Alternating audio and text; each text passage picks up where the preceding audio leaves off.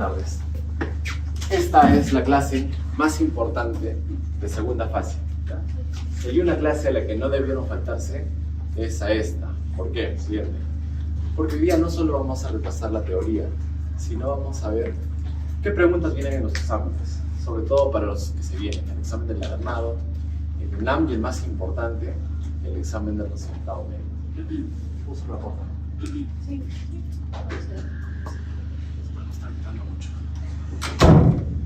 Muy bien, siguiente diapositiva.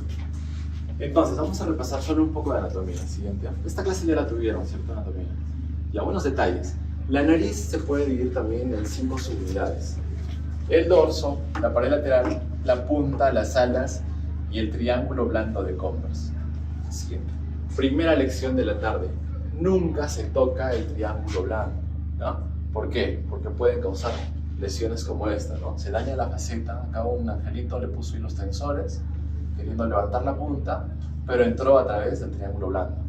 Y como se dan cuenta, le hizo unas deformidades en la punta de la nariz. Siguiente.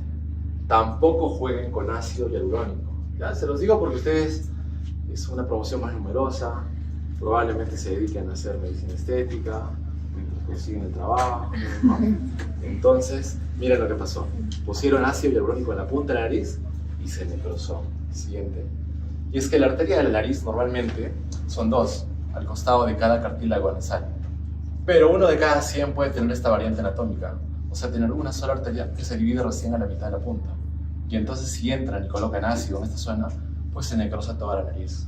¿Cierto? Siguiente. A esto no queremos llegar. ¿Verdad? Ustedes están muy jóvenes. Imaginen que los expulsen tan pronto del colegio médico. Queremos evitar los delitos, ¿cierto? Dolosos, culposos. ¿Saben la diferencia? ¿Han hecho medicina legal? Siguiente. Porque no se olvida. ¿Ya? Delito doloso. Delito culposo. Eso queremos evitar. ¿Ya? Siguiente. Entonces, vamos a tener una clase, espero chévere con ustedes. Pero vamos a mantener esas pequeñas diferencias, ¿ya? Yo estoy por ahí arriba y ustedes están por donde no me lleven, ¿verdad? ¿Ok? Entonces, siguiente diapositiva. No funciona bien este puntero, ¿no? Ya bueno, me sentaré, ya me gusta sentarme, pero no funciona bien con el puntero. Entonces, la nariz también se puede dividir en planos anatómicos, ¿cierto? La piel, el tejido muscular, los cartílagos, ligamentos y la estructura ósea. La piel de la nariz, en sus 2/3 superiores, carece de tejido celular subcutáneo y de glándulas sebáceas. Y en los 2/5 inferiores, posee glándulas sebáceas. Entonces, ¿quién cree que puede infectar si hay glándulas sebáceas?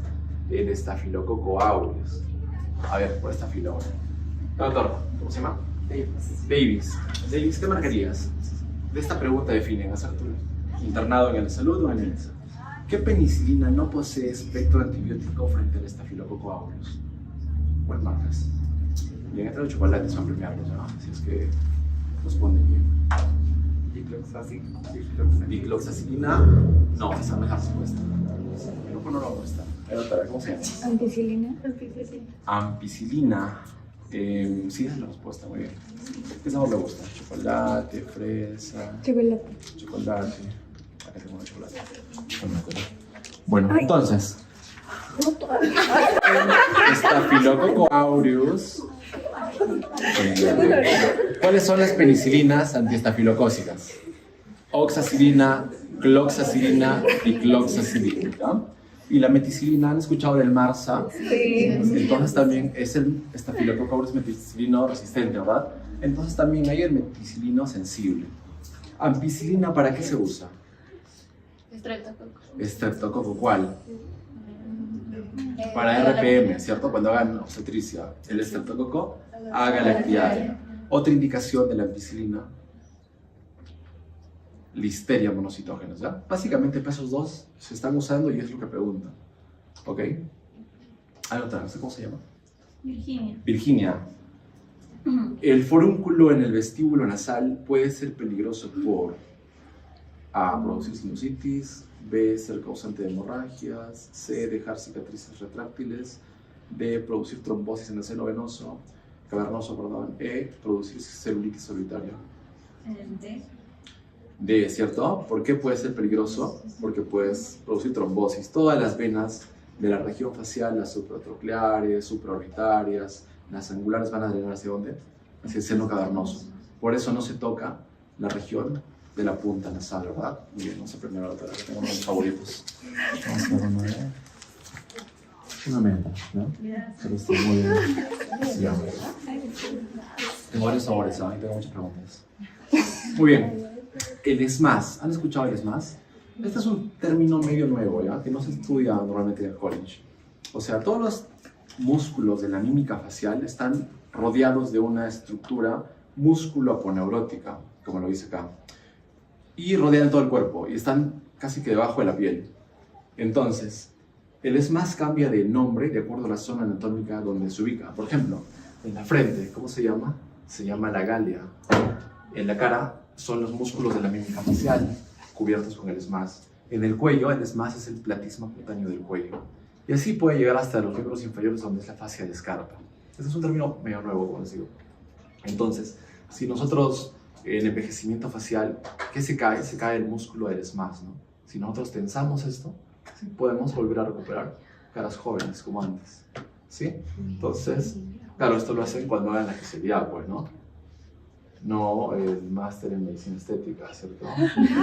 ¿Verdad? Tienen que postular. Muy bien, de los músculos de la nariz solo quiero resaltarles dos. El procerus, que es el que está en la zona aquí arriba, que es el que nos forma la arruga del entrecejo, ¿verdad? Y el que deprime la punta nasal, ¿saben cómo se llama? El mirtiforme o depresor de la punta nasal. Ahora todos levanten la nariz con su dedo y luego bajen el labio superior. Van a darse, los que no operados obviamente, van a darse cuenta que ese músculo es bien fuerte, deprime la punta. Si nosotros cortamos ese músculo, la punta ya no se cae. ¿Y el operado no se ve? Bueno, acá tenemos otros músculos, el elevador de la nariz, el procerus, el transverso de la nariz. Aquí está el mirtiforme, ¿sí? Como pueden ver. Más abajo tenemos los cartílagos nasales, que son dos, ¿verdad? Los triangulares y los alares inferiores. Los cartílagos triangulares son los que van a crear la válvula nasal interna, ¿cierto? Está a cargo de los cartílagos alares superiores. Aquí es donde se da la válvula nasal interna. En cambio, la válvula nasal externa está compuesta por el cartílago alar inferior, ¿no? Porque es como una válvula, rodea todo el orificio nasal. Hay varios ligamentos en la punta de la nariz que la sostienen. Acá solo hay unos cuantos, los interdomales, los intercrurales. Este es muy importante, el ligamento que conecta el cartílago superior con el inferior, que es el ligamento del escroto. Todos estos ligamentos nosotros tenemos que reponerlos cuando hacemos rinoplastía, por ejemplo. Y en la capa más profunda, los huesos propios de la nariz, el proceso frontal del maxilar, etc. Y bueno, entonces esto es un poco de anatomía, me lo voy a pasar para hacer la clase de hoy. En fisiología, recordar que el moco tiene dos fases, la fase sol y la fase gel, ¿cierto? La fase gel es donde nadan los cilios y es donde las bacterias, si penetran la fase gel, pueden ingresar, perdón, la fase sol es la que está arriba, la fase gel es la de los cilios. Si las bacterias ingresan hasta donde están los cilios, pueden crear biofilms y hacer que las sinusitis no se curen tan rápido. Entonces el tema de hoy es rinitis agudas, alérgicas y crónicas. Las agudas lo vamos a hacer junto con la sinusitis, ¿ya? Voy a empezar con las rinitis alérgicas. Entonces, ¿qué tienen que saber de rinitis alérgicas? Les hago un resumen y luego les comento con las diapositivas, ¿ya? La rinitis alérgica tiene 4 criterios mayores, ¿no? Y son los criterios de la alérgica, son los criterios de la guía ARIA. Así como en el asma está la guía GINA, que nos da los criterios del asma, en la rinitis está la guía ARIA y nos dice que son 4 criterios mayores para decir que un paciente tiene rinitis. El primero es rinorrea, que puede ser transparente. El segundo es congestión nasal. El otro síntoma, prurito. Y el último es estornudos. 2 de estos, más algún hallazgo en el examen físico, nos dan el diagnóstico de rinitis alérgica, ¿ok? Entonces yo les puedo preguntar en el examen cuál no es un criterio mayor de la guía ARIA y les puedo poner tos, y la mayoría se confunde, ¿no? Son estos 4 mayores, acuérdense bien. ¿Qué más? La rinitis alérgica también se puede dividir como en el asma, en intermitente, persistente. El asma, ¿cómo es? Intermitente, persistente, leve, moderado y severo, ¿cierto? En cambio, la rinitis se va de esta forma. Puede ser intermitente o puede ser persistente. Y acá se van a acordar, persistente, del número 4, ¿no? Si es de menos de 4 días a la semana o menos de 4 semanas, es intermitente. Si los síntomas son más de 4 días a la semana o son más de 4 semanas, la rinitis ya es persistente. También se divide en leve o moderado severo. Si molesta el sueño, el trabajo o el ejercicio, ya es moderado severo. Si no molesta ni el sueño, ni el trabajo, ni el ejercicio, es leve, ¿ya? Moderado cuando solo molesta uno, severo cuando ya molesta 2 o más. Entonces, ¿para qué sirve clasificarlos de esta forma? Porque si la rinitis es intermitente leve, solo van a tratarlo con un solo fármaco, ¿ya? Que puede ser un antihistamínico, un descongestionante, un antileucotrieno. En cambio, si la rinitis es intermitente, moderada severa o persistente leve, se tratan igual, ¿ya? Las X se tratan de la misma forma. O sea, es un solo fármaco acompañado de un spray nasal tipo corticoides, ¿ya? O sea, las X se tratan con corticoides en spray. Corticoides en spray. Más su fármaco que estaban usando. En cambio, si la rinitis es persistente, moderada, severa, además de usar su spray y un fármaco, le van a agregar corticoides vía sistémica, que pueden ser corticoides orales o corticoides intramusculares. Sí, esto es vía oral o intramuscular. Ahora, ¿con esto están curando la rinitis? No, estamos controlando los síntomas. ¿Quién cura la rinitis? El alergólogo, ¿ya? Entonces, junto con esto, tienen que hacer su interconsulta con el alergólogo. ¿Para qué? Para que les haga su test de PRIC, ¿cierto? Y pueda ver a qué la persona le es alérgica. Y una vez que haga el test de PRIC, va a hacer inmunoterapia, que es lo que en verdad le va a curar. Entonces, ¿para qué va con el otorrino? Porque la rinitis alérgica produce inflamación de cornetes. Se inflaman, se desinflaman, se inflaman y llegan a crecer y obstruir toda la nariz. Y entonces el paciente empieza a presentar malformaciones faciales, ¿no? Entonces, eso es lo que hay que acordarse de rinitis. Bueno, para eso hay que recordar un poco, pues, la fisiopatología de la rinitis. Entonces, la rinitis alérgica es una enfermedad inflamatoria mediada por inmunoglobulina E y se caracteriza por presentar los 4 criterios del área que lo hemos mencionado, asociado a síntomas oculares o dermatitis, que son síntomas alérgicos. Es la enfermedad respiratoria más frecuente y se da a partir de los 3 años. ¿Por qué no antes? Porque antes es la fase de sensibilización y después de los 3 años la fase clínica. Aquí hay una interacción entre factores genéticos y factores ambientales y está dada por una hipersensibilidad de tipo 1, ¿okay? Mediada por inmunoglobulina E. Entonces, recordemos, nuestro sistema inmune tiene 2 tipos de inmunidad. La inmunidad innata, que es inespecífica, carece de memoria y se caracteriza por respuestas estereotipadas. Y la inmunidad adaptativa, que tiene memoria y es específica. Ambos, a su vez, tienen su inmunidad celular y su inmunidad humoral, ¿cierto? ¿Cuál es la celular de la inmunidad innata? Los fagocitos, las células dendríticas, las barreras epiteliales. Y de la inmunidad adaptativa, el linfocito B, el linfocito T. ¿Y cuál es la inmunidad humoral? En este caso, en la inmunidad innata serán el complemento, las lisocimas. Y en la inmunidad adaptativa, las citocinas y las interleucinas. Entonces, esto es lo que hay que recordar. En la primera fase de sensibilización, ¿qué sucede? Entra un alergeno, que puede ser ácaros, polen, polvo, etc., a nuestro organismo. ¿Quién lo capta? La célula presentadora de antígenos, que puede ser el macrófago, ¿cierto? Interioriza el alergeno y lo presenta a través de su membrana, ¿a quién? Al linfocito T. El linfocito T va a fabricar interleucinas, 4, 5, 13, hace que la célula B se convierta en célula plasmática y esta a su vez fabrica anticuerpos tipo inmunoglobulina E. Entonces, en un segundo momento vuelve a entrar el mismo alergeno, pero esta vez ya es reconocido ¿por quién? Por el mastocito, porque ahora el mastocito tiene esta inmunoglobulina E que está en su membrana. Entonces reconoce al alergeno como un objeto extraño. ¿Y qué hace? Lo ataca. Y se rompe y bota sus gránulos de histamina. La histamina a su vez activa la fosfolipasa 2, los leucotrienos, el factor activador plaquetario y todos estos van a producir los síntomas de la rinitis, que son estornudos, congestión, prurito.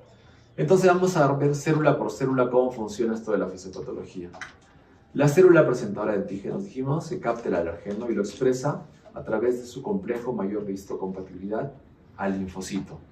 Ahora, de acuerdo a qué tipo de estímulo le presente la célula presentadora de antígenos, los linfocitos se van a diferenciar en linfocito T1, T2 o T17. Entonces, si es un linfocito T1 va a ser un endotipo 1, si es un linfocito T2 va a ser un endotipo 2 y si es un linfocito T17 va a ser un endotipo 3. Esto es importante saber para sinusitis, porque la guía los clasifica ahora sí en endotipos, ¿no? Entonces, ¿cómo es clásicamente esto? ¿Cuándo se activan los linfocitos T1? Cuando hay enfermedades virales, ¿ya? Hay una enfermedad viral, ¿a quién activa? Al linfocito T1. ¿Qué hace el linfocito T1? Activa el interferón gamma. ¿Qué hace el interferón gamma? Potencia las acciones microbicidas del macrófago.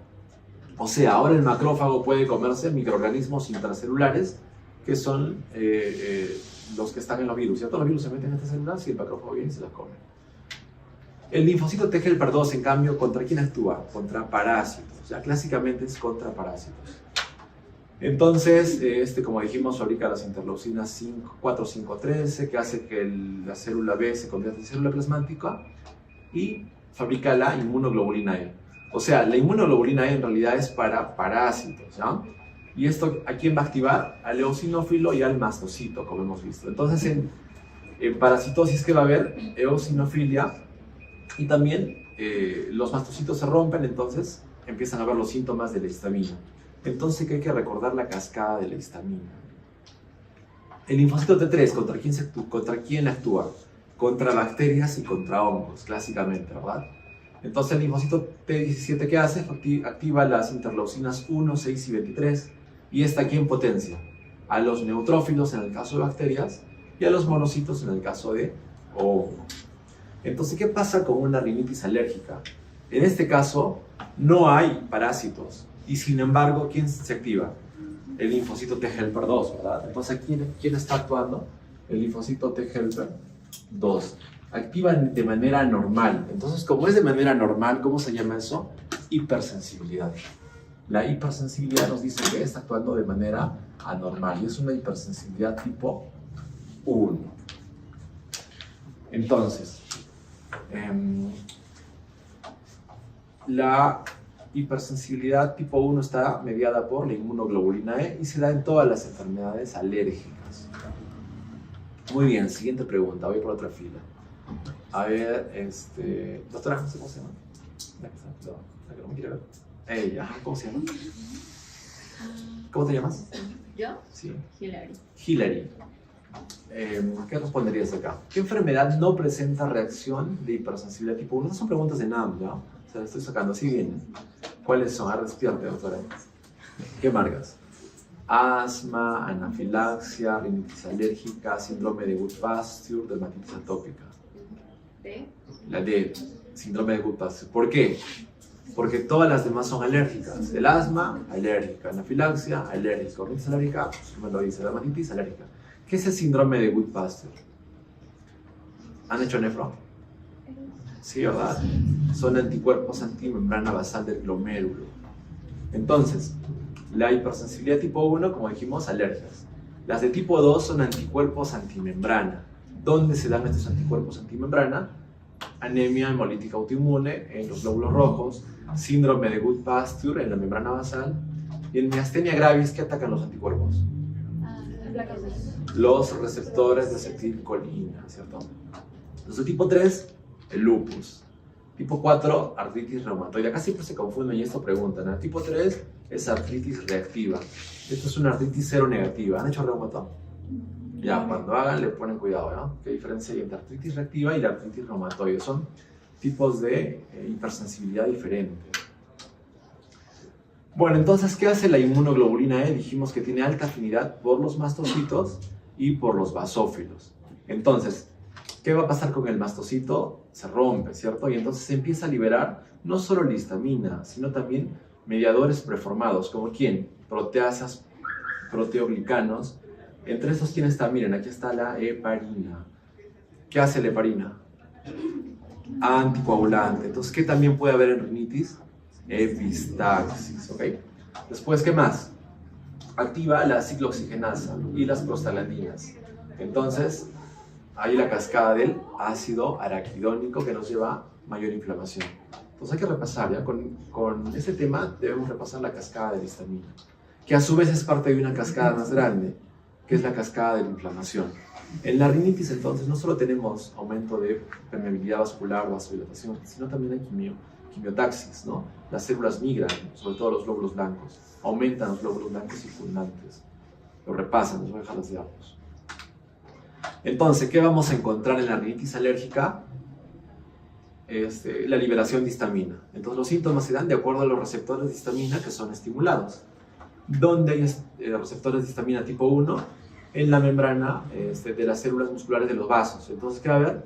Vasodilatación en los bronquios, broncoespasmo, en la conducción del corazón, ¿sí? Se retrasa el impulso cardíaco.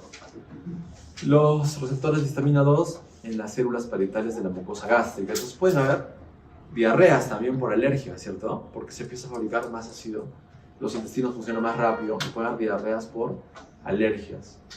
Aumenta la contracción del corazón, entonces todos los síntomas asociados a la histamina, coágulos, aumento de secreción gástrica, vasodilatación, broncoconstricción, aumenta la permeabilidad de los capilares con edema, aumenta la adrenalina, inflamación, hinchazón, la frecuencia cardíaca aumenta.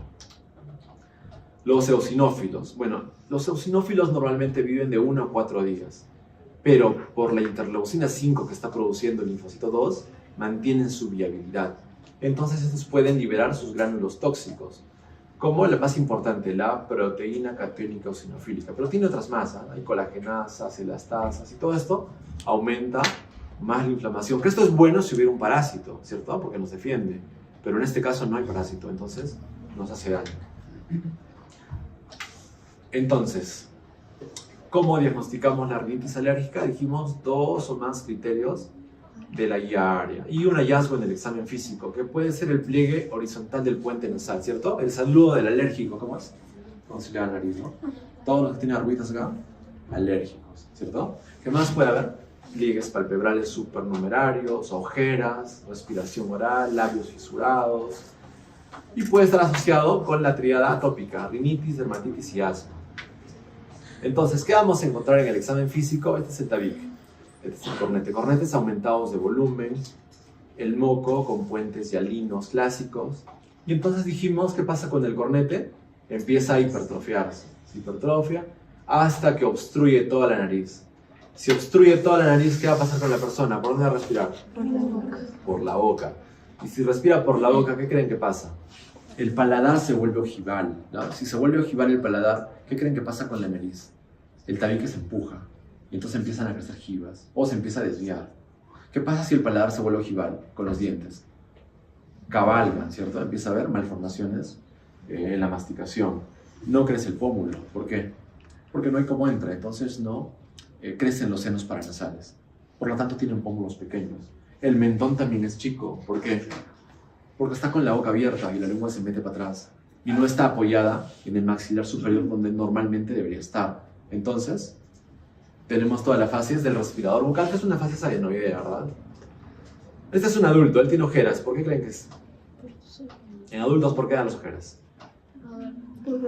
Porque se resuelve la grasa que tenemos a este nivel y se empiezan a notar las venas que están atrás, que son de color medio azul, ¿verdad? Si no quieren tener ojeras, ¿qué tienen que hacer? Aparte de dormir bien. hidratar esa zona, ¿cierto? Si ustedes hidratan la zona erógena, pues no se le va a notar y van a estar mucho tiempo con una mirada un poco más fresca, un poco más joven, ¿verdad? Entonces, ¿cómo diagnosticamos a qué le hace alergia una persona? Con el test de PRIC. ¿Esto quién lo hace? El alergólogo. Coloca varios medicamentos y se mide la lesión después de 10 minutos. Si es más de 7 milímetros, es positivo, ¿sí? También tenemos pruebas de provocación, o sea, se le puede insuflar el mismo alergeno a la persona y vemos si desarrolla los síntomas. Pero esto es cada vez menos usado. Entonces la clasificación, como dijimos, intermitentes o persistentes. Pueden ser leves o moderados severos, ¿ok? Lo mismo, la clasificación para que lo puedan leer, si que también lo lean, ¿qué pasa? Intermitentes, persistentes o moderadas, intensas si molesta sueño, ejercicio o el trabajo, o leves si no molesta ni sueño, ni ejercicio, ni trabajo. Eso también es importante. ¿Cuáles son los pilares del tratamiento? Esto les va a preguntar, ¿cuál no es un pilar del tratamiento de acuerdo a la guía? Un pilar es la farmacoterapia, la evitación alergénica, educación al paciente y la inmunoterapia. ¿Qué hacemos los otorrinos? Farmacoterapia, educación al paciente. ¿Qué hacen los alergólogos? Con su test de PRIC, evitación al alergeno e inmunoterapia. Entonces, hasta el 80% de los pacientes con asma padecen de rinitis. ¿Los neumólogos curan el asma? No, tampoco. Solo hacen que el bronquio esté más dilatado. ¿Quién cura? El alergólogo. Asma y rinitis comparten el mismo proceso inflamatorio. Entonces, si aprenden rinitis, aprenden asma, ¿cierto? Y la rinitis puede complicar el tratamiento del asma. Entonces, ¿qué tenemos que hacer? Evitación alergénica. Si es mejor aquí ya. Si la rinitis es intermitente leve, ¿qué van a hacer? Un solo fármaco. Pueden ser antihistamínicos, antileucotrienos, descongestionantes. Si es intermitente moderada severa o persistente leve, ¿qué le agregamos? Corticoides tópicos en spray. Si esta es persistente moderada severa, agregamos corticoides vía oral o vía sistémica.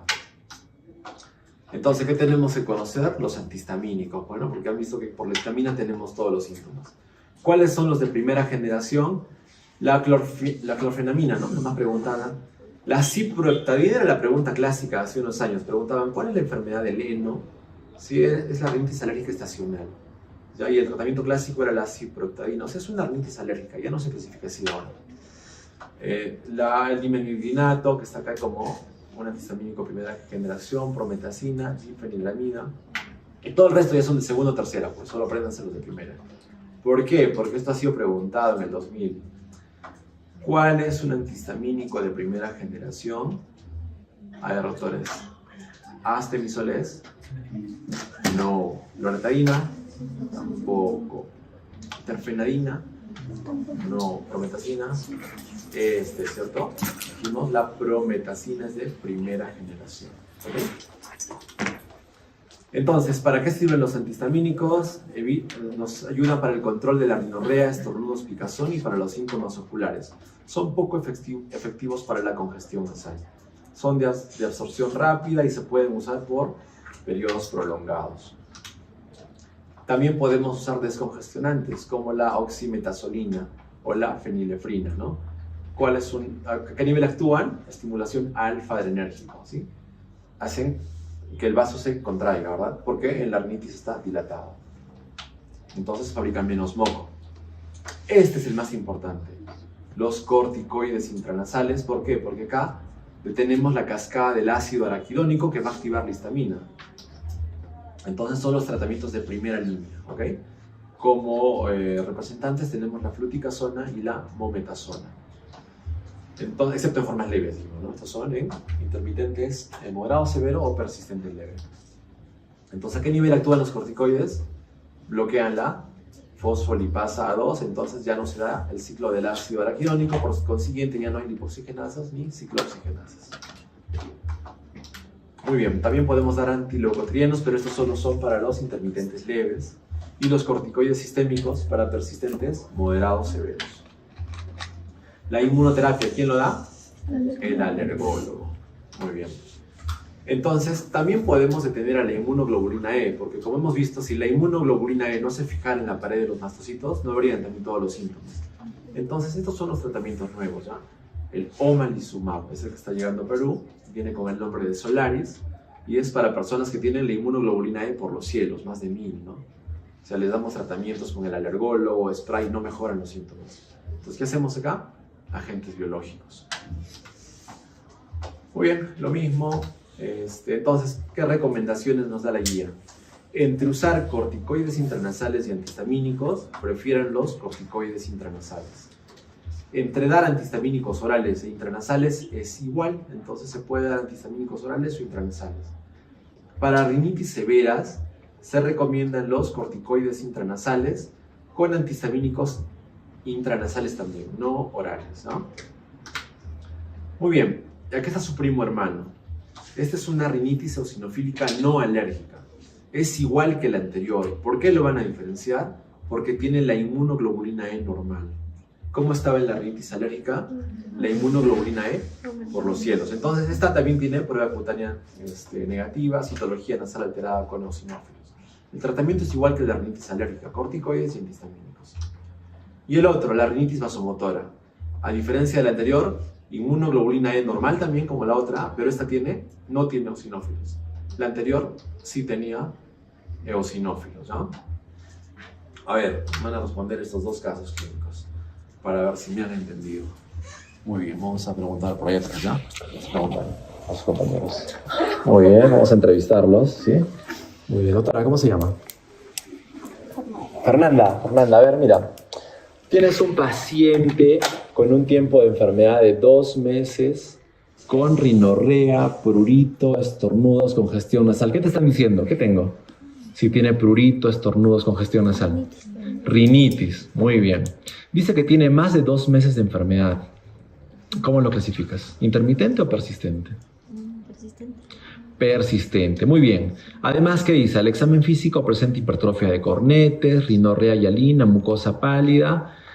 ¿Qué más? Interrumpe su actividad física y el sueño. Si interrumpe su actividad física y el sueño, ¿qué crees que es? ¿Leve, moderada, severa? Severo. Severo. Entonces, ¿cuál sería tu respuesta? ¿Cuál es su clasificación de acuerdo a la guía ARIA? ¿Perdón? Persistente, severo. Persistente, moderada, severa, ¿cierto? Entonces es La E. la E. Muy bien. Vamos a darle su premio, ¿no? Respectivo. Toma, te voy a dar una de... Está azulito, ¿no? Súper chévere. ¿Puedes pasar la siguiente diapositiva, por favor? Vamos a pasar por acá. Vamos a preguntarle. Muy bien, mismo caso, doctora. ¿Cómo se llama? Nayeli. Mira, es el mismo paciente. ¿Cuál es el tratamiento que estaría indicado en una rinitis persistente moderada severa? ¿Le darías un antihistamínico oral más un antileucotrieno? ¿O un cromoglicato sódico? ¿Un corticoide intranasal con un antihistamínico intranasal? Muy bien, o sea, marcas la E, perfecto. Siguiente diapositiva. Muy bien, entonces, así les miren el examen. Mira, les estoy dando las preguntas del examen, ¿no? Quiero que saquen 20, para que valga la pena, pues mira la teórica. ¿Cierto? Muy bien, toma. Este es otro caso, una rinitis atrófica, costrosa. ¿Qué ha pasado acá?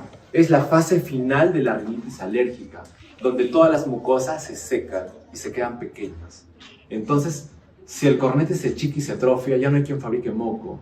¿Cómo creen que va a estar la nariz? Sí. Toda seca y el moco se seca como hemos visto acá, ¿sí? Entonces, ¿por qué se da? Es idiopática. Puede ser el estadio final de una rinitis o puede ser en cirugías, donde a veces uno es muy tosco y corta demasiado los cornetes y la nariz se queda con un síndrome de nariz vacía, como si no entrara bien el aire. En estos cultivos, quien más está es la Klebsiella, ¿no? Si es idiopático, puede dar en mujeres de raza amarilla, adultos mayores. ¿Sí? Con los adultos mayores, la mucosa se adelgaza. La clínica, insuficiencia respiratoria subjetiva, sequedad nasal, costras. Estas costras huelen mal, eso se llama cacosmia, ¿no? ¿Verdad? El tratamiento. Bueno, en anatomía patológica, ¿qué encontramos? Fibrosis de esos cornetes atróficos. El tratamiento es limpieza nasal, gotas para humectar la nariz, antibióticos para la Klebsiella por 1 semana y también podemos usar cirugías. Si ya no tenemos cornetes, podemos crear cornetes. ¿Cómo así? Dentro de la mucosa le rellenamos cartílagos.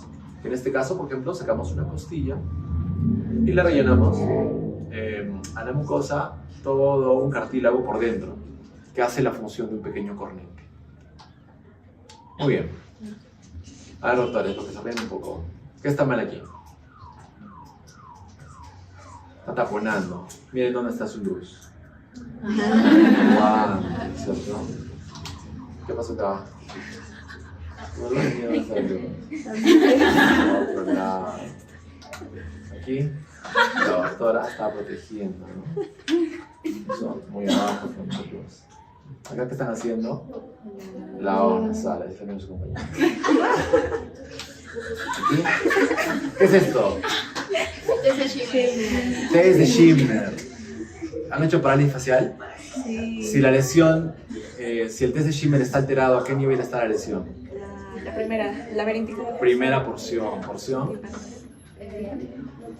Hispánica. Laberinto. Laberíntica. Muy bien. ¿Esto qué es? Gustometría, ¿cierto? Acá están señalando con el dedo qué sabor siente. Si la gustometría está alterada en la parálisis facial, ¿a qué nivel está la lesión? Mastoidea. Tercera porción, mastoidea, ¿no? Aquí igual están haciendo la segunda. Aquí, compañero no respondía. Qué vergüenza. Muy bien, rinitis, rinosinusitis. ¿Tienen un globo o una mota? ¿No usan mota ustedes? ¿Una toalla higiénica tampoco, chicos? Sí, tengo. ¿De verdad? No. No, ven. Sacando su mimosa, la verdad. Vamos a borrar esto.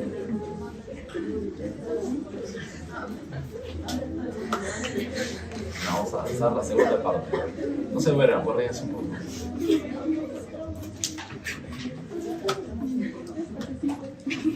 Podría pedir una mota, ¿eh?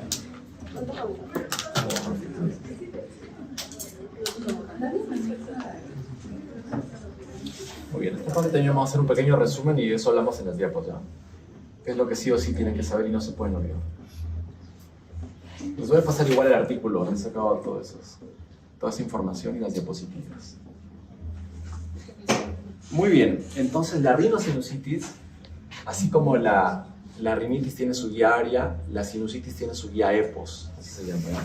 Entonces la sinusitis está de acuerdo a la guía EPOS. ¿Qué dice la guía EPOS? Dice que también hay 4 criterios mayores para hablar de sinusitis. ¿Cuáles son? Primero, obstrucción nasal o congestión nasal. Este se parece al de la rinitis, ¿verdad? Obstrucción nasal. Segundo criterio, rinorrea, que puede ser anterior o posterior. Siguiente, dolor facial. ¿Sí? El paciente que tiene sinusitis lo duele en la frente o los senos paranasales.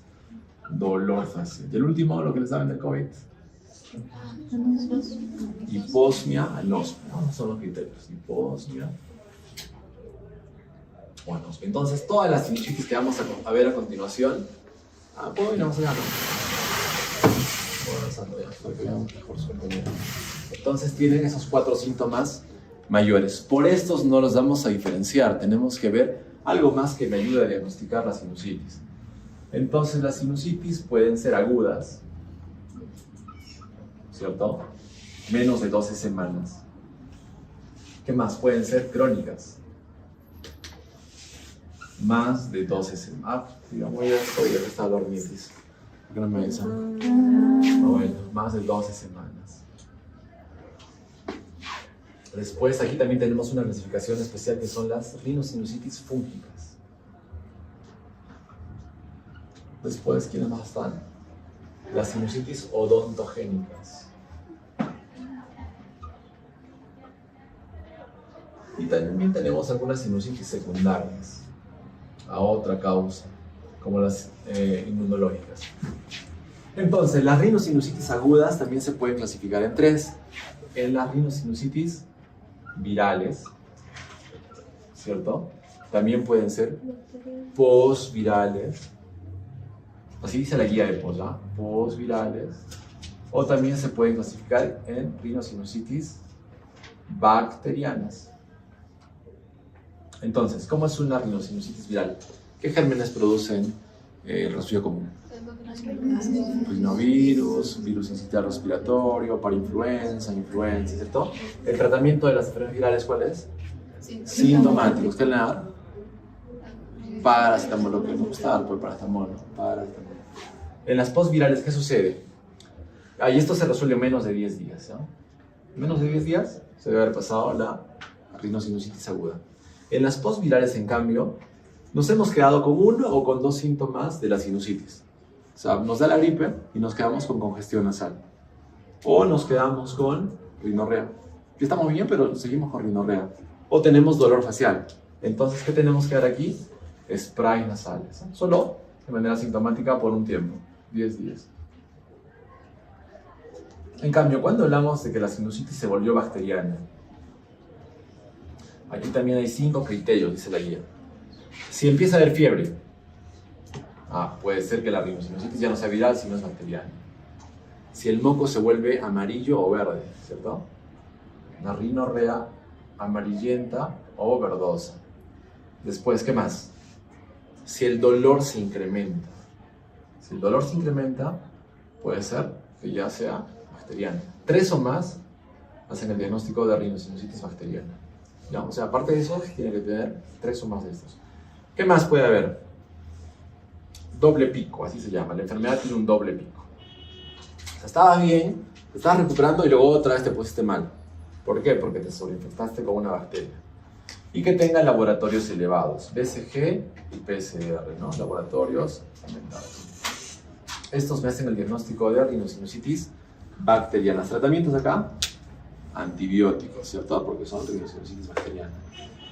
En cambio, la crónica, pasó esta etapa y te quedaste con los 4 síntomas, o con 2 o más. O sea, a pesar de que te han dado tratamientos con antibióticos por una semana o 2 semanas, tú sigues con la rinorrea, el dolor facial, no puedes aspirar bien los aromas. Entonces, estás en una rinosinusitis crónica. El origen aquí, en cambio, es inflamatorio. O sea, es muy similar a la rinitis alérgica. Es más, algunos dicen que es la segunda etapa de la rinitis alérgica. Una rinitis mal curada se va a convertir en una rinosinusitis crónica. El tratamiento que va a hacer, igual que la rinitis alérgica, sus sprays nasales. ¿Qué más? Su tratamiento con el alergólogo. Pero en este caso, nosotros acá sí podemos superar también no solo los cornetes, sino los óvulos de los senos maxilares, ¿no? Si estos se cierran, entonces yo puedo hacer una cirugía y abrirlos y dejarlos más grandes, para que si se inflaman, no retengan todo el moco en esta zona, en el desinfecto. Entonces también podemos hacer cirugías. La rinosinusitis fúngica, en cambio, se divide en 3 tipos, ¿no? La rinosinusitis fúngica alérgica, ¿no? Así se llama. O sea, dijimos que en las células epiteliales de la mucosa nasal hay cilios, ¿verdad? Y que tiene la fase sol y la fase gel. ¿Quién estaba entre los cilios? ¿James? ¿Cómo te llamas? Davis. ¿De qué colegio salió? Es con tu propio colegio. Davis. El moco de los cilios, ¿es fase sol o fase gel? Fase sol. No, ¿qué te echas en el cabello? Tu gel, fase gel, ¿no? Entonces el moco es la fase gel. Y lo que está arriba, el moco es la fase sol. Hay hongos que atraviesan la fase sol y se meten hasta la fase gel y empiezan a vivir aquí. O sea, no han entrado dentro de nuestro organismo, pero están viviendo en el moco. Y el cuerpo le hace alergia. ¿A qué enfermedad en el pulmón se parece? Si la rinitis alérgica se parecía al asma, la rinosinusitis fúngica alérgica, ¿a cuál se parece en el pulmón? ¿Qué han hecho ustedes? Al aspergiloma broncopulmonar. Aspergiloma, sí, está bien, broncopulmonar. ¿Sí? Es el único tumor que se trata con corticoides, pregunta de examen. ¿Por qué? Porque en realidad no es un tumor, sino es el hongo, que en este caso se ha quedado a vivir ¿dónde? En el alveolo. Sí, en el alveolo está nadando el hongo. Y en la placa de pulmón, ¿cómo se ve? Como si tuviese una tumoración blanquecina, ¿verdad? pero no es un tumor, solo es el hongo que se ha quedado a vivir. Tratamiento, corticoides, lavados bronquiales. Lavas el hongo y se desaparece el tumor. Algo similar es aquí, en la rhinosinusitis fúngica alérgica. Entonces, ¿el tratamiento cómo es? Igual que la rinitis alérgica. El tratamiento es igual que la rinitis alérgica. Lavados nasales, sprays, tratamiento con el alergólogo. Luego, tenemos otro tipo de rhinosinusitis fúngica, que es la bola fúngica. ¿Han escuchado de la bola fúngica? Acá los hongos hacen micetomas. O sea, se empiezan a agrupar y empiezan a vivir acá. Entonces pueden vivir acá y forman como una bola que ya no puede salir y tapa la salida del osteo. Entonces, ¿qué empieza a pasar? Que el seno maxilar acumula moco y empieza a hacer sinusitis. Tratamiento de la bola fúngica quirúrgico. ¿Ya? Acá no se dan antifúngicos orales porque tampoco han ingresado a nuestro cuerpo, están nadando en el seno maxilar. Pero en este caso siempre es quirúrgico. ¿Listo? Tenemos que sacar la bola fúngica. Y el último es la fúngica invasiva. La rhinosinusitis fúngica invasiva. ¿Han escuchado esta? Sí, se han escuchado. El hongo más importante acá, la mucormicosis. Es la famosa mucormicosis. Aquí está el hongo. No se duerma, a preguntar. Tratamiento también es quirúrgico y aquí sí se dan antifúngicos sistémicos, porque aquí sí ha penetrado al hueso, ¿no? Y empieza a causar incluso osteólisis, ¿cierto? Y tratamiento antifúngico sistémico. En cambio, en la sinusitis odontogénica, ¿qué sucede? ¿Quién está en la base del seno maxilar? Bueno, acá no sale bien, pero está el canino, ¿verdad? Si hay una caries dental, se empiezan a meter los gérmenes al seno maxilar. ¿El tratamiento cuál es? La curación, ¿verdad? ¿Y qué tipo de antibióticos? De amplio espectro. Contra anaerobios. A todos van a hacer un antibiótico contra anaerobios. Clindamicina. ¿Qué más? Metronidazol. Pero metronidazol es más para la vía baja, ¿cierto? No. De las cefalexinas, de las cefalosporinas, ¿cuáles cubren anaerobios? De segunda generación. Cefotetán, ¿no es cierto? Entonces pregunta examen también. Muy bien, entonces el tratamiento de sinusitis odontogénica, ¿qué va a ser? Antibióticos contra anaerobios y cirugía del odontólogo, ¿cierto? Del odontólogo. Y en las secundarias, acá hay alguna enfermedad sistémica que también produce sinusitis, ¿como cuáles? ¿Han hecho reumato? ¿No? ¿No han hecho? Bueno, ahí, vamos a repasar por las diapositivas, ¿no? Esto es lo más importante que tienen que saber. En base a esto, entonces, vamos a avanzar un poco. Entonces, los senos paranasales están en continuidad con tejido cercano, ¿cierto? Están en continuidad con la órbita. Miren, esta es la lámina papirácea del etmoides, que es esta. Al costado están las celdillas etmoidales y aquí está el cornete medio. Si hay una sinusitis etmoidal, se puede meter a la órbita y complicarnos. Después, en la pared posterior del seno maxilar encontramos este espacio, que es la fosa pterigopalatina. Si la sinusitis se mete a la fosa pterigopalatina, podemos tener sangrados, epistaxis abundantes. Después también se puede ir al cerebro, a la base del cráneo, ¿cierto? Entonces, ¿qué pueden producir? Trombosis en el seno cavernoso. ¿Quiénes están en el seno cavernoso? Están el quiasma óptico, la hipófisis, la carótida. ¿Y qué pares craneales? Acuérdense, 3, 4, 5, 6, ¿ya? 3, 4, 5, excepto la rama 3 del 5, ¿ok? Y esto ha sido preguntado también. A ver, me voy por... Bueno, ¿qué responde? A ver, en todos los grupos. La E, dijimos que está el 3, el 4, el 5, el 6, este el 6, perdón, la carótida, excepto la rama 3 del 5, ¿verdad? La E. Muy bien, entonces, ¿qué es una sinusitis?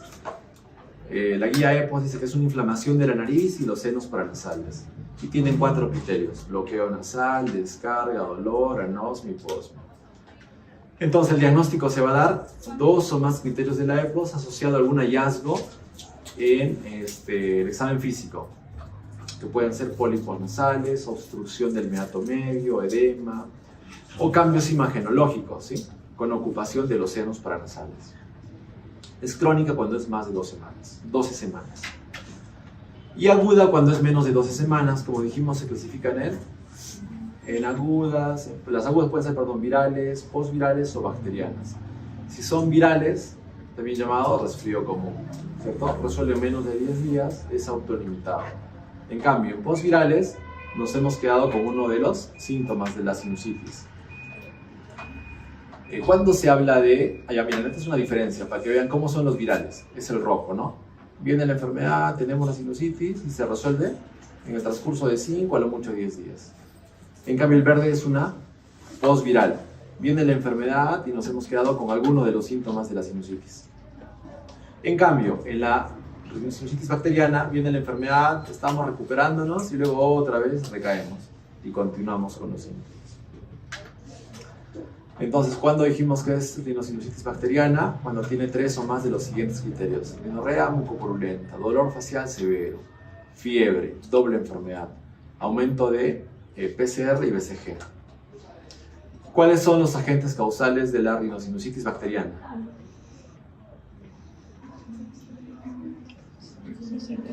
Los mismos que de la otitis media aguda. ¿Cuáles son? Streptococo neumonía, hemófilus, moraxella. Siempre tienen que buscar relaciones. ¿Qué germen me produce qué enfermedad? Si les digo sepsis neonatal, ¿qué me responden? E. coli. ¿Y qué más? Y streptococo.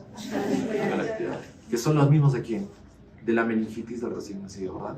Siempre buscan relaciones porque se cura más rápido. Entonces, de la sinusitis son los mismos que de la otitis media aguda. La rinosinusitis aguda, dijimos que las virales están producidas por rinovirus, coronavirus, virus sistema respiratorio, por influenza, es autolimitado. En cambio, las bacterianas, en mayor proporción, ¿quién? El neumococo, el hemófilus influenzae y la moraxella catarralis, ¿no?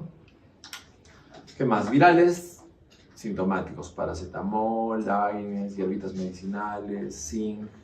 Postvirales, todavía no antibióticos, ¿cierto? A lo mismo le pueden agregar corticoides intranasales o lavados nasales. Y en bacterianas sí damos algún beta-lactámico. Entonces, en la rinosinusitis aguda tenemos todo lo que hemos mencionado, esto es lo mismo. En el examen físico, ¿qué podemos encontrar? Niveles hidroaéreos, ¿sí? En el seno maxilar, ¿verdad? Niveles hidroaéreos, opacidades, siempre se compara un seno con otro, ¿eh? El gol estándar, ¿cuál va a ser de la rinosinusitis agudas? La aspiración y el cultivo, ¿sí? Porque ahí vamos a ver exactamente qué germen nos ha producido la rinosinusitis. El tratamiento entonces es erradicar el patógeno, disminuir la duración de síntomas y prevenir las complicaciones. Podemos empezar con amoxicilinas, cefalosporinas o macrólidos. ¿Qué más? Esteroides intranasales reducen el tiempo, irrigaciones salinas para lavar todos los componentes inflamatorios. Antihistamínicos en rinosinusitis agudas no se recomienda, ¿no? Porque resecan mucho la nariz. Solo es para rinosinusitis crónicas o para rinitis alérgicas. Muy bien, entonces, sí, los tratamientos empíricos, amoxiclaulánico, doxy no en niños, recuerden, ni levo. Las complicaciones, ¿qué puede suceder si es que la rinosinusitis progresa? Puede afectar las zonas vecinas, ¿sí? La órbita, las cavidades intracraneales o las paredes. ¿Por qué? Porque hay un mecanismo de una pérdida de barrera anatómica o diseminación hematógena. Entonces, ¿cuáles son los síntomas de alarma de una rinosinusitis aguda? Eritema, desplazamiento del globo ocular, proptosis, diplopía, oftalmoplegia, cefaleas, signos de meningios, ¿verdad? Rigidez de nuca, focalizaciones neurológicas. Todos estos son síntomas de alarma. Estos son los criterios de Chandler de la rinosinusitis orbitaria. Del 1 al 2 se trata solo médicamente. Del 3 en adelante es cirugía. Por ejemplo, este es un señor que tenía su sinusitis maxilar, pero este empezó a progresar, miren, y rompió el techo de la órbita. ¿Y qué produjo? Una celulitis orbitaria. Sí, esto puede causar hasta la pérdida del ojo, ¿verdad? Entonces entramos y drenamos toda la pus con cirugía endoscópica. Bien, ¿cuál es la causa más frecuente de exoftalmos en un niño? ¿Qué marcan? Hipertiroidismo, hemangioma, celulitis orbitaria, retinoblastoma, rhabdomyosarcoma. Y lo que estamos haciendo, pues celulitis orbitaria, ¿verdad? ¿Por qué? Porque la sinusitis produjo la celulitis.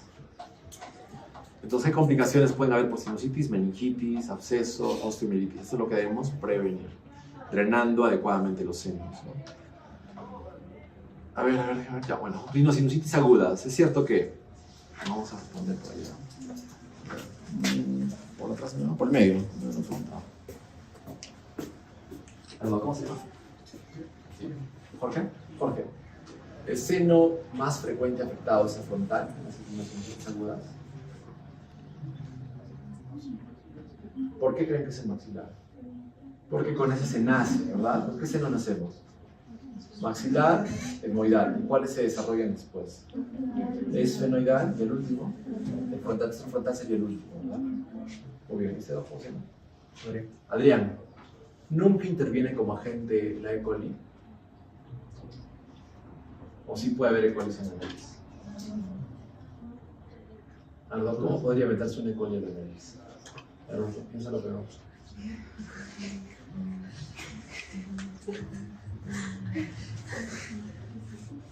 Se limpia la nariz con el papel del baño, ¿cierto? Sí, porque hay E. coli. Si no se limpia la nariz, puedes llevarte E. coli a la nariz. Entonces sí puede haber sinusitis por E. coli. Entonces, Milán y la bestia. ¿Con frecuencia se asocian a síntomas de familiares del tabique y los cornetes? Sí, porque el tabique nasal desviado y los cornetes grandes pueden tapar el seno nasal, ¿ya? La rinomanometría es un examen fiable. No, de hecho ya no se usa, ¿no? Entonces, la rinomanometría es un estudio que se colocaban dos sondas en la nariz y se mandaban sonidos. Y la máquina captaba si el flujo de aire pasaba bien o mal. Pero se ha visto que después de pacientes que fueron operados de tabique y hicieron la rinomanometría, no mejoraba. Entonces dejó de usar esa prueba. ¿Están contraindicados los lavados nasales en niños? ¿O en sinusitis? No, no están contraindicados. Se puede lavar, ¿no? Está con moco. Mejor lavarse la nariz. Entonces la respuesta es la C, ¿cierto? Se han perdido los chocolates. Bueno, entonces las rinosinusitis crónicas, ya no estamos en agudas, ahora estamos en las crónicas. Hay factores que predisponen a que la sinusitis no se cure, pues, ¿no? Como que tabaquismo, exposición ocupacional, madera, serrín, EPOC, reflujo gastroesofágico. Entonces aquí hay una combinación de factores ambientales con la susceptibilidad genética. O sea, es igual que la amnitis alérgica, ¿no? Lo mismo que hablamos, ¿no? Pueden ser en la rinosinusitis crónica está el endotipo tipo 2, ¿no? ¿Por qué? Allá, acá me voy finalizando. Al igual que el hongo se puede meter entre los cilios, aquí las bacterias también se pueden meter en la fase gel y pueden estar viviendo y formando puentes, las bacterias. Estos se llaman biofilms bacterianos y ahí es causa de que la sinusitis tampoco se cure. Entonces, acá en las rinosinusitis crónicas debemos diferenciar cuáles son las de tipo 2. Las de tipo 2 está el linfocito T helper 2, dijimos, ¿no? Que son netamente las alérgicas. Entonces, si es una rinosinusitis tipo 2, ¿qué nos va a ayudar? Anticuerpos monoclonales, ¿no? Entonces, anticuerpos contra la inmunoglobulina E. Porque dijimos que la inmunoglobulina E produce toda esa lesión. En cambio, cuando no son tipo 2, así dice la guía, cuando no son tipo 2, no tipo 2, pueden haber biofilms bacterianos. Entonces, ¿qué pasa? ¿Qué tenemos que hacer? Dar antibióticos a largo plazo. Antibióticos de largo plazo. Sí, esa fue la última versión de la guía, hablar de sinusitis tipo 2 y no tipo 2, ¿no? Entonces, esta es la nueva clasificación. Eso era antes así las agrupábamos. Ahora ha cambiado. Las rinosinusitis, bueno, lo hago con un cuadro.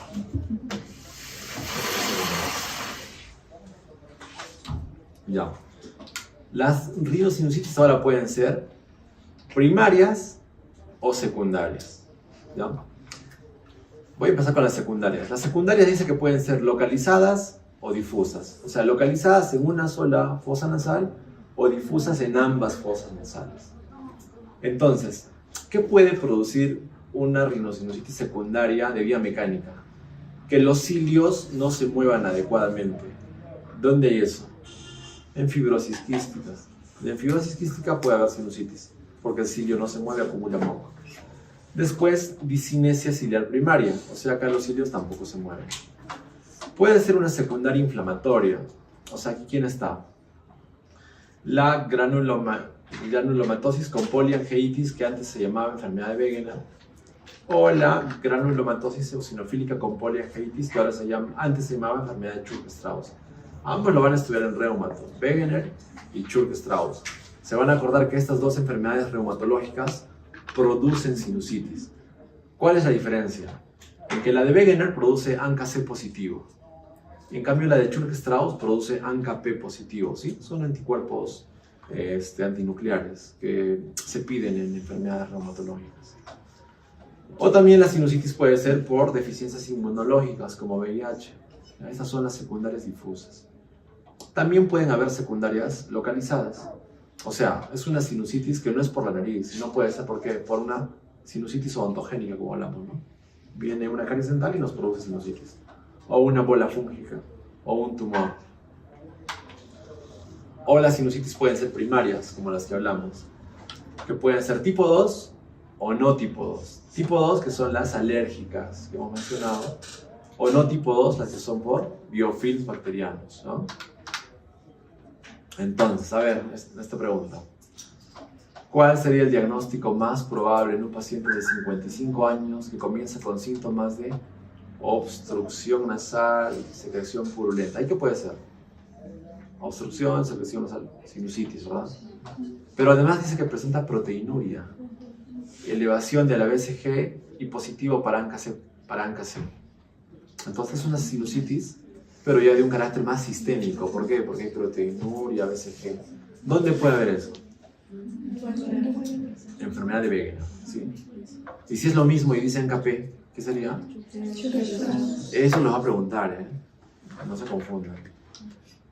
Bueno, entonces, esto es lo mismo que hemos hablado, la rinosinusitis. En el examen físico podemos encontrar así moco, los cornetes inflamados, o podemos encontrar pólipos. Ya solo les dije, la sinusitis crónica se sigue avanzando, esa es una inflamación, ¿no? Se inflama, se forman como ampollas dentro de la nariz.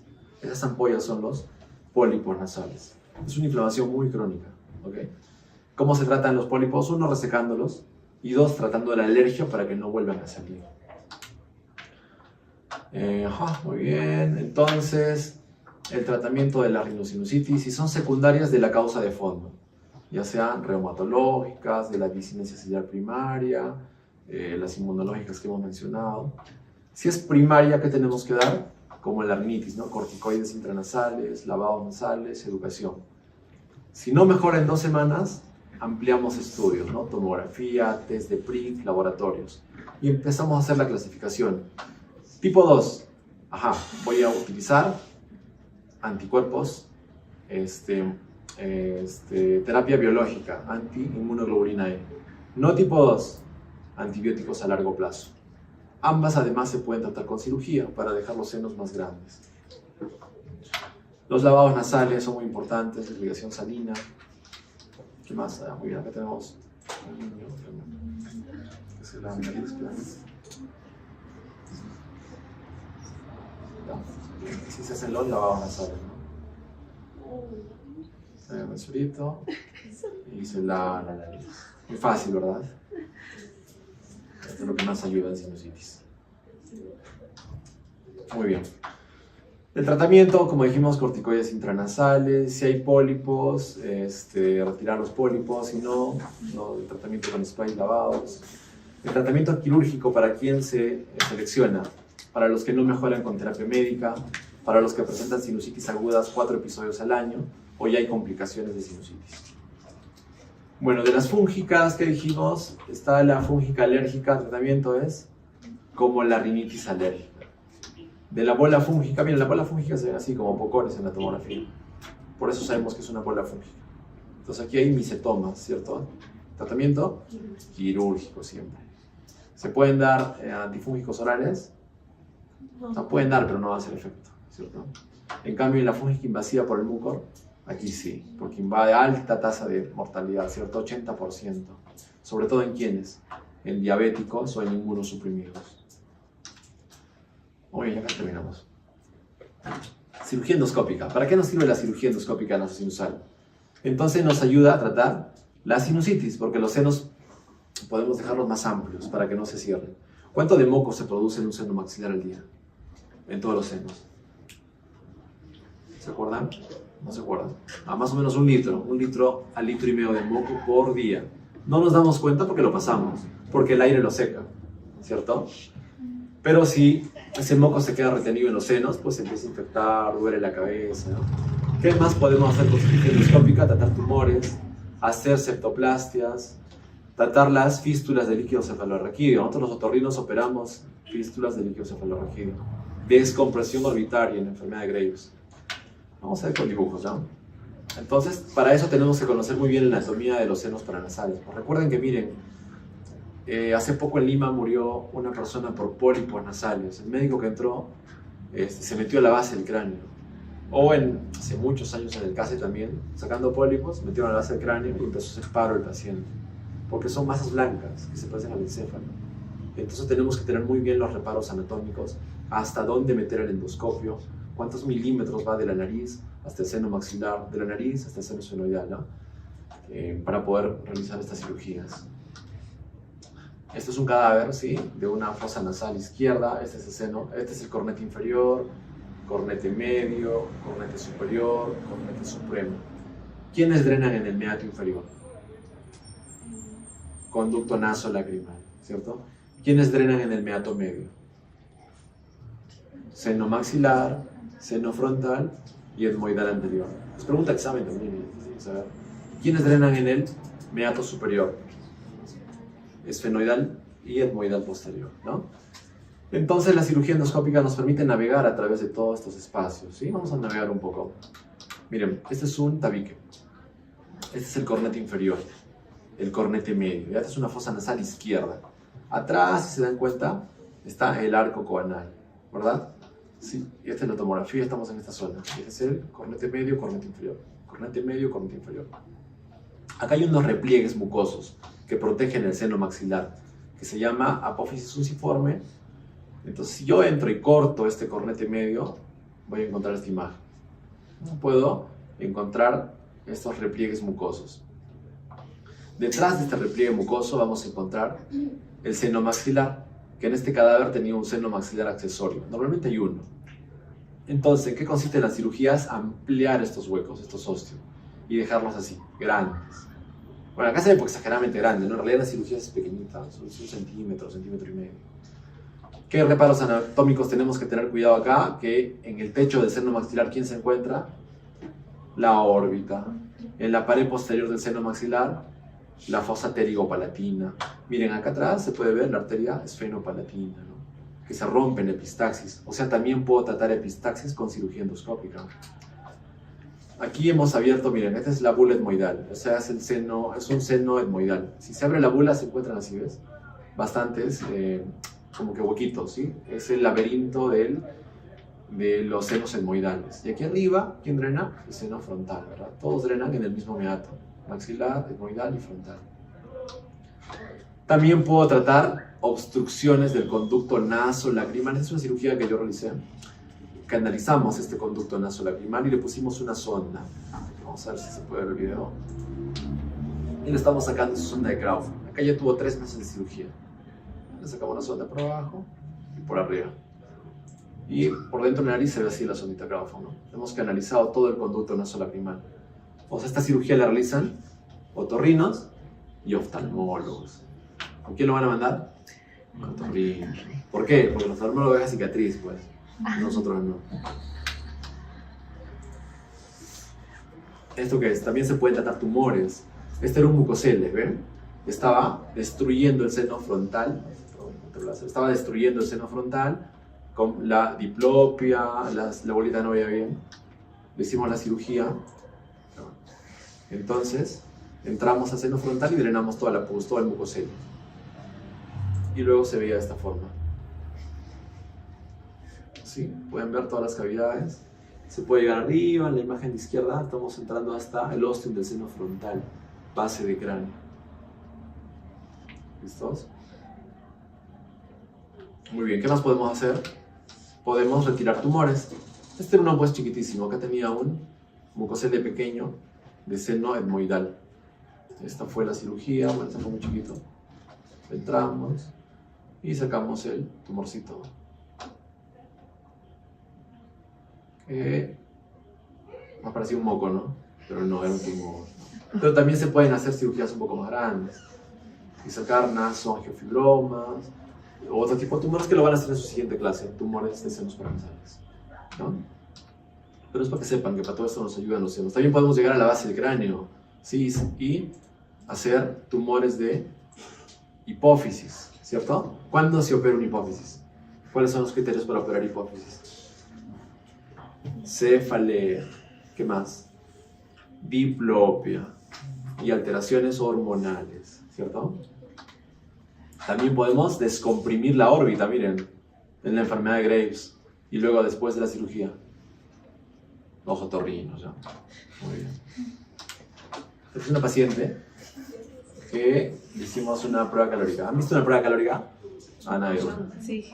Mi compañera llegó de una juerga.